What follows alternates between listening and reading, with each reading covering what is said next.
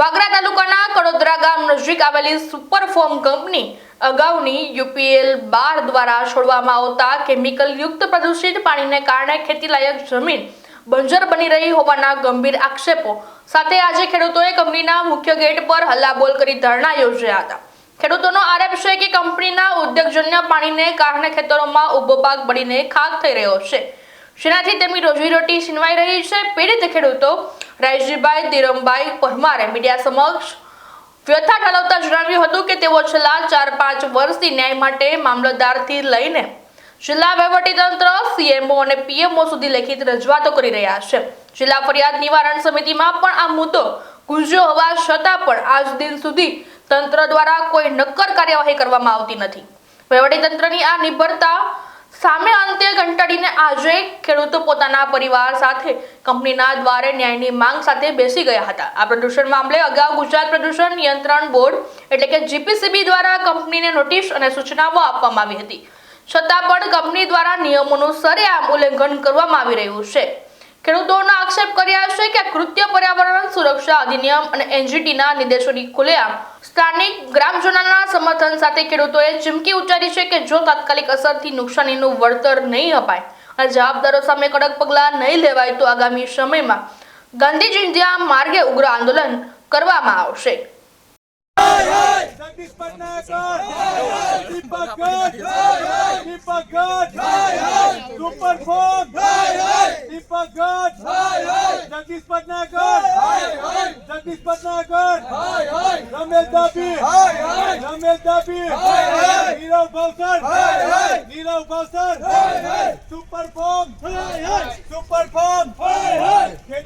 અને બાજુના ખેતરની અંદર જે ખેડૂત છે રાયજીભાઈ ધીરમભાઈ પરમાર, એમના ખેતરમાં પાણી નીકળે છે।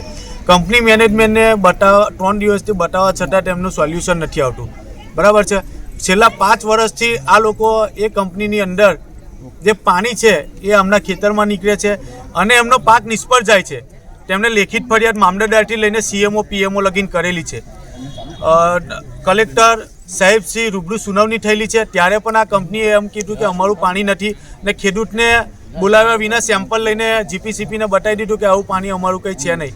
પરંતુ આજે છે એમના ખેતરમાં પાણી છે, આજે કંપનીને જાતે લઈ ગયા। વઘામસિંહ સાહેબને રૂબરૂ ફોન કરીને જણાવ્યું કે આ જગ્યાએથી માટીના સેમ્પલ ને પાણીના સેમ્પલ લો અથવા તો તમે સ્થળ તપાસ કરો। હજુ સુધી કોઈ કંપનીનું કે કોઈ GPCBનો માણસ અહીંયા આવ્યો નથી। આ ખેડૂતને ન્યાય મળતો નથી।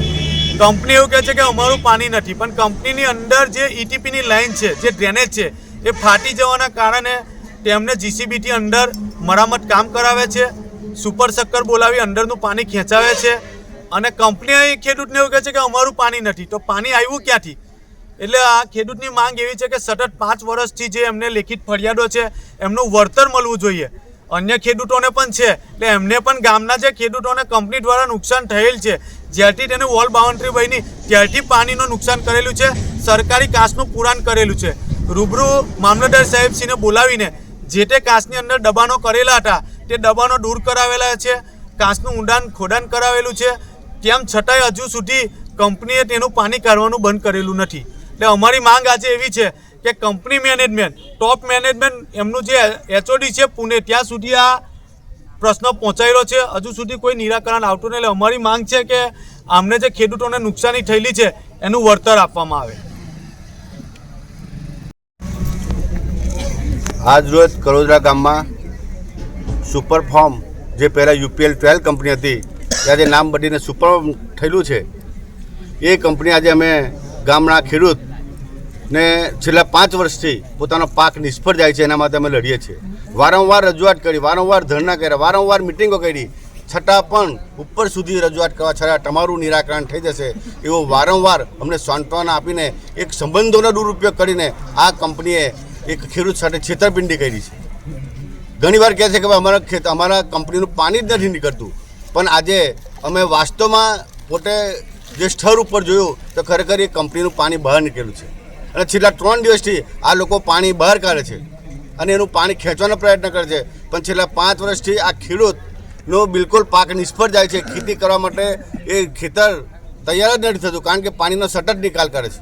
અને ખેડૂતને વળતર આપવા માટે એની નુકસાની આપવા માટે વારંવાર ખોટી સાંત્વના આપે છે, પરંતુ આજ સુધી એ લોકોએ કોઈ પણ જાતનો ન્યાય નથી આપ્યો, કોઈ પણ જાતનો વાર્તાલાપ નથી કર્યો અને કોઈ પણ જાતની નુકસાની નથી આપી. એ ખેડૂતોને ખરેખર ગેરમાર્ગે દોરે છે. આજે ગામના લોકોને આજે આ ખેડૂતને નુકસાન કર્યું, કાલે બીજા ખેડૂતને નુકસાન કરશે. એટલે વારંવાર કંપની કોઈ પણનું સાંભળવા માટે તૈયાર નથી અને વારંવાર ખેડૂતોને નુકસાન કરે છે. કંપની મેનેજમેન્ટ કોઈ સાંભળવા તૈયાર, કંપની મેનેજમેન્ટ એવું કે અમે ઉપર રજૂઆત કરી છે, પણ ઉપરવાળા કોઈ રજૂઆત કોઈ સાંભળવા માટે તૈયાર નથી. આજે એટલી બધી નુકસાની થઈ, એવું કે અમારું પાણી જ નથી. પણ આજે એમના જે એમ્પ્લોયઝ લોકો, એમના જે કર્મચારી જ્યારે સ્થળ ઉપર જોઈને આવ્યા ત્યારે એમને કબૂલ કે ખરેખર અમારું જીટીપીનું પાણી બહાર નીકળ્યું છે અને ખેડૂતને ખરેખર નુકસાન થયેલું છે. એટલે હવે છેલ્લી ચેતવણી કે આ ખેડૂતને જો ન્યાય નહીં મળે ત્યાં સુધી અમે ધરણા ઉપર બેસીશું અને હજુ પણ આગળ અમે અનગઢ મોટા કાર્યક્રમ આપીશું અને ખેડૂતને માટે ન્યાય લઈને અમે રહીશું. મારું નામ રાયજીભાઈ ધીરમભાઈ પરમાર કડોદરા. હું સુપર ફોર્મ કંપનીની પાછળ છેલ્લા 5-6 વર્ષથી મારા ખેતરને નુકસાન બાબતે હું ધરણા પર કેટલી વાર ધરણા પર બેઠેલો છે અને હું આજે પણ બેઠેલો છે અને મારા પરિવાર સાથે આજે હું કંપનીના ગેટ મેં બંધ કરેલા છે અને એના માટે ન્યાય માટે આજે સાહેબ ઉપર પણ મેં રજૂઆત કરેલી છે. સુપર ફાર્મથી બોમ્બે જે ઓફિસ છે મેઇન ત્યાં પણ રજૂઆત કરેલી છે, સીએમઓને પણ રજૂઆત કરેલી છે અને હાલની તારીખે બધા આ 5 વર્ષ સુધી મને કોઈ ન્યાય મળેલ નથી અને વારંવાર મેં રજૂઆત કરવા છતાં આજે પણ એને ખરો ખોટો મને જવાબ આપવામાં આવતો નથી.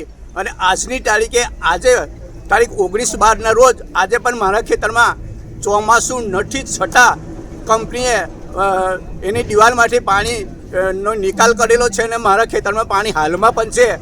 કંપનીના જે અહીંના જે કર્મચારી અને સિક્યુરિટી પણ આવીને જોઈ પણ ગયેલા છે, એમને પણ જોયું છે અને એનો વિડીયો મેં બનાવેલો છે. સાહેબે પણ એના ફોટા લીધેલા છે. જ્યાં સુધી મારો નિકાલ નહીં આવે ત્યાં સુધી હું મારા આ દરવાજા હું બંધ રાખીશ અને હું ગેટ પર બેસી ને મને આજે મારા પરિવારને જે થવાની હોય તે થાય. મને હું એનો જે જવાબ મેળવીને જ રહીશ ત્યાં સુધી હું આ ધરણા પર બેસવાનો છે.